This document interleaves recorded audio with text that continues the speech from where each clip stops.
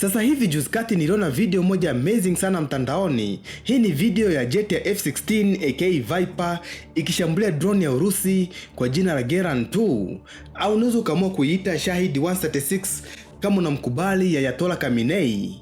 Hivi na yeye huu mwaka ataumaliza kweli? Unajua haya mambo haya. Hiyo ni story ya siku nyingine. Sasa hii video inaanza kukuonyesha drone ya Urusi, hii ni Geran 2 nimeshasema, ikiwa iko kwenye anga la Ukraine. Na hapa iko safarini inaelekea kulenga target yake. Nadhani hapa ilikuwa inawaza ni kituo gani kizuri cha kupozea umeme nilipuke nacho, lakini ghafla hii drone ikalipuka mlipuko mkubwa kweli.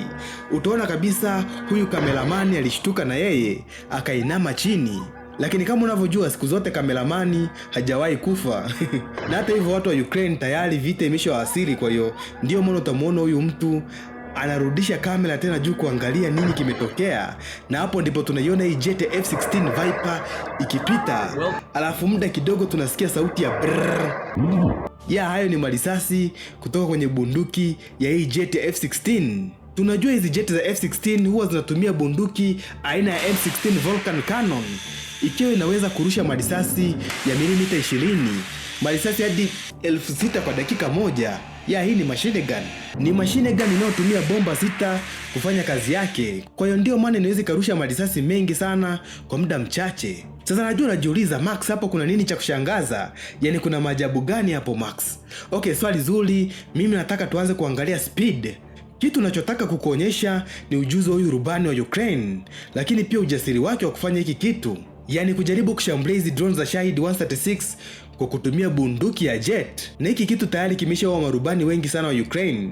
Kama unamkumbuka rubani anaitwa Moonfish, naye alikufa sababu alijaribu kushambulia, sijui ilikuwa ni drone au ni cruise missile, lakini kitu kama hiki kilitokea na akapata ajali, akafariki. Sasa ni jambo la kushangaza kuona bado marubani wa Ukraine wanafanya hiki kitu ambacho ni hatari. Okay, nimesema tunaanza kwenye speed. Tunajua drone za Shahid huwa zinatumia engine kwa jina la Mado MD550. Hii ni piston engine yenye horsepower 50. Kwa hiyo ni kusema kwamba inaweza kaipeleka hii drone kwa speed hadi ya kilomita 180 kwa saa, umbali wa mita 2000 kutoka ardhini. Huku hii jet ya F-16 haiwezi kamachi speed ndogo ya hii drone. Ikisema ipae kwa hii speed, itakuwa imefikia ile speed yake inaitwa stall speed. Hii ni speed ambayo ndege inakuwa inaenda taratibu sana kiasi cha kuifanya ile hewa ambayo inapita kwenye mabawa yake kuwa na speed ndogo. Kwa hiyo hii ndege itashindwa kutengeneza ile uplift, ile force ambayo inaipeleka jet kwenda juu. Na hii ndio force ambayo inaifanya ndege iendelee kubaki pale juu. Sasa tunajua stall speed ya F-16 huwa ni tofauti kulingana na mzigo ambao hii jet imebeba, au hata engo mbalimbali ya mabawa yake jinsi rubani alivyoyaweka. Lakini huwa hii speed kwenye jet ya F-16 huwa ni kilomita 250 kwa saa au kilomita 280 kwa saa. Kwa hiyo ni kusema kwamba F-16 haiwezi kabisa kumatch speed ya drone ya Shahid. Ikijaribu kumatch speed ya Shahid, inamaanisha kwamba hii jet itadondoka. Sasa swali ni je, kama hii jet ya F-16 haiwezi kamatch speed ya drone, iliwezaje sasa kuishambulia drone? Na je, hii jet yenyewe ilikuwa inapaa kwa speed gani kuweza kuishambulia drone? Okay, hapa kwanza inabidi tuangalie ni engo gani ambayo hii jet ilitumia kuhakikisha kwamba marisasi yake yanaweza kuipiga hii drone. Tulisema kwamba Shahid 136 inaweza ikapaa umbali wa mita 2000 kutoka ardhini. Sasa tukisema kwamba huu ndio umbali ambao hii drone ilikuwa inapaa hapa, inamaanisha kwamba hii jet ya F-16 inatakiwa ipae chini yake zaidi. Tuseme labda umbali wa mita 1700 kutoka chini. Alafu sasa ndo hii jet iweze kuinua pua yake kwenda juu ili kuiwezesha rada yake iweze kuiona hii drone iko wapi, yani kuweza kuitrack. Tunajua hizi jet za F-16 zinatumia rada inaitwa AN/APG-68 radar. Hii ni post dropper radar. Ni rada ya zamani ambayo haina uwezo mkubwa wa kutrack target ndogo kama drone ya Shahid. Kwa hiyo kuifanya hii jet itokee chini ya drone ni kuisaidia hii radar iweze kutrack hii drone vizuri. Tunajua vitu ambavyo vipo ardhini, yani ground clutter, matokeo yake huwa yanachanganya target. Kwa mfano kama unatumia radar za zamani, haziwezi kuseparate ground clutter na target halisi. Kwa hiyo matokeo yake hauwezi ukaweza kutrack target yako vizuri. Kwa hiyo kitendo cha kuifanya hii jet iweze kutokea chini ya drone na kuifanya pua yake iangalie juu, inamaanisha kwamba hii radar itaweza kuona ni drone inapita angani, lakini background ambayo ipo nyuma ya drone ni mawingu tu. Kwa hiyo kitu ambacho hii rada itakuwa inafanya ni kuangalia kitu gani kina move kwenye hii sehemu ambapo inaangalia, na moja kwa moja itatambua kwamba hiki kitu ni drone, kwa hiyo itaweza kukitrack rahisi. Kwa hiyo ndio maana huyu rubani wa hii Jet F16 aliamua kutokea chini ili kuipa chance hii rada iweze kutrack drone vizuri.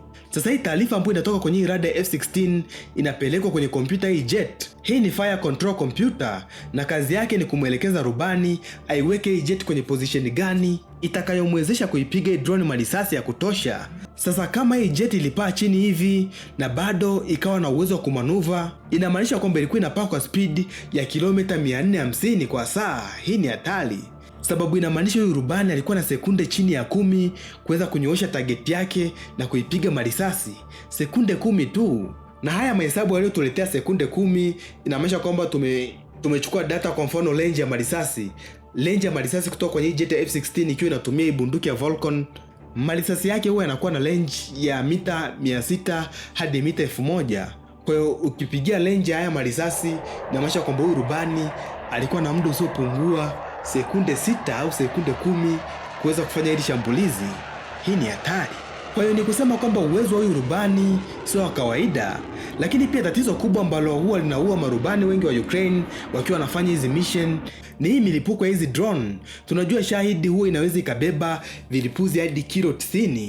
Sasa pale hivi vilipuzi vinavyolipuka huwa vinarusha vyuma mbalimbali pamoja na material mengi kweli angani. Sasa hii jet ikipita kwenye haya material, ile air intake, yani ile sehemu inayochukulia upepo wa engine ya hii jet, ukimeza haya material inamaanisha kwamba ile engine itafeli kufanya kazi na mwisho wa siku hii jet itadondoka. Sasa na jet ambayo wanaitumia ni F16, ni jet ambayo inatumia engine moja. Inamaanisha kwamba hii engine ikifeli, hilo ni tatizo kubwa sana. Kwa hiyo ndio maana rubani anatakiwa aweze kuoperate jet yake akiwa anafanya hili shambulizi kwa spidi kubwa ili aweze kuondoka kabisa kwenye ile eneo baada ya mlipuko kulipuka, lakini pia aweze kufanya manuva. Na hiki ndio kitu ambacho tutakiona hapa kwenye hii video, jinsi huyu rubani alivyofanya manuva kukwepa mlipuko. Kwa hiyo mimi ndio maana naamini hii jet ilikuwa inapaa kwa spidi ya kilomita 450 kwa saa, japokuwa kuna watu mtandaoni wanabisha kwamba huenda labda F16 ilikuwa inapaa kwa spidi ndogo zaidi ya hiyo, lakini mimi naamini kwamba hii ndio speed ambayo hii jet ilikuwa inaweza kaoperate sababu ilikuwa iko chini. Okay, swali lingine ambao watu wanauliza ni kwamba Max, kwa nini Ukraine bado wanafanya huu mchezo? Huu ni mchezo hatari sana. Tayari umeshapoteza marubani wao kadhaa, kwa hiyo mimi nadhani ingekuwa ni busara kama wangeacha kufanya hizi mission. Okay, lengo hapa la kufanya hizi mission ni kupunguza gharama. Tunajua hizi drones za Shahid 136 bei yake ni kama milioni 51 hadi milioni 129. Hizi ni hela za kibongo. Sasa unaweza ukasema hizi mbona ni hela nyingi sana. Ni hela nyingi kwa bongo, lakini kwenye upande wa kununua makombora ya kivita hizi ni hela ndogo sana. Makombora kama Iskander pamoja na Kalib yanakosta hela nyingi. Hela ya haya makombora yanafika kwenye billions of money. Ni kama bilioni 1, bilioni 2 hadi bilioni 7. Kwa hiyo kwa hiyo ndio maana option ya kutumia hizi drones za Shahid 136 ni option nzuri. Lakini sasa Ukraine na wenyewe wanapata shida sababu hawawezi wakatumia interceptor kwa mfano za Patriot zenye bei ya karibia bilioni 1 kwa interceptor moja, au hata bilioni 7 kwa interceptor moja. Kwa hiyo ndio maana hawawezi wakafanya hiki kitu, watapata hasara kubwa. Hawawezi wakashambulia hizi drone kwa kutumia interceptor za bilioni 1, wakati drone bei yake labda imeenda sana ni milioni 129. Kwa hiyo ndio maana Ukraine hawawezi wakafanya hii biashara ya hasara. Kwa hiyo solution ni kutumia marisasi, sababu haya marisasi hayana bei kubwa ukilinganisha na hii drone ya Shahid. Na kitu kingine ambacho nilikuwa nataka kuona ni kwamba tunajua NATO ndio walio train hawa marubani wa Ukraine kuzipaisha hizi jet za F16, lakini pia namna ya kuweza kuzitumia, ni hapa tunazungumzia doctrine. Kwa tulitegemea Ukraine wanaweza wakakopi doctrine ya marubani wa NATO, lakini cha ajabu tunaona ni kwamba wamekopi ile style ya Kisovieti, kama tamaduni za marubani wa Kirusi. Tunajua tamaduni za marubani wa Kirusi huwa wanapenda kufanya manuva ambao ni hatari sana. Kama nakumbuka ilikuwa ni mwaka jana au mwaka juzi, tuliona rubani wa Urusi akifanya manuva mbele ya drone ya Marekani. Hii ni MQ-9 Reaper. alikuwa anajaribu kuimwagia mafuta na baadaye akaigonga hii drone, na mwisho wa siku drone mapanga yake yakaharibika na jeti na yenyewe ikapata damage. Lakini pia sio hivyo tu, tunaona hata jeti za NATO zikijaribu kuintercept hizi jeti za Urusi pamoja na boma zao ili kuziondoa kwenye airspace ya NATO. Hapa ndipo tunaona marubani wa Urusi huwa wanafanya manuva hatari sana, ambao wakiyakosea kidogo tu ajali kubwa inaweza katokea. Kwa hiyo ni kama tamaduni ya marubani wa Kirusi kufanya hivi, kufanya manuva ya hatari. Na hii ndio tamaduni ambayo tunaona marubani wa Ukraine na wenyewe wanayo, kufanya manuva ya hatari sana ambao inaweza kuhatarisha maisha yao.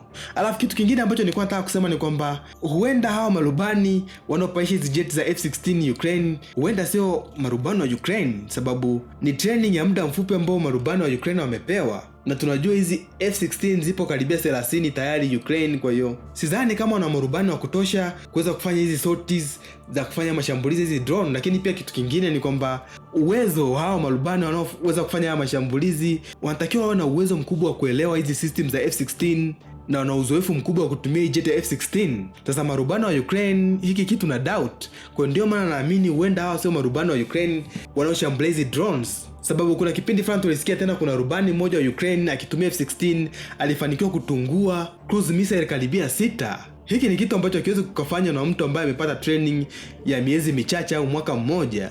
Hiki kitu kinanifanya niamini kwamba huenda kuna marubani wa Marekani au marubani wa NATO ambao hawahusiki na jeshi la Marekani, ni kama tuseme tuwaite mamasenari, wanapaishi hizi jet za F-16 wakifanya sorties kuhakikisha kwamba wanalilinda anga la Ukraine, kuzuia hizi drones za Shahid 136 pamoja na cruise missile zisifanye uharibifu kwenye ardhi ya Ukraine. Okay, asante sana kuangalia hii video. Jina langu ni Jmac the ATG. Bye bye.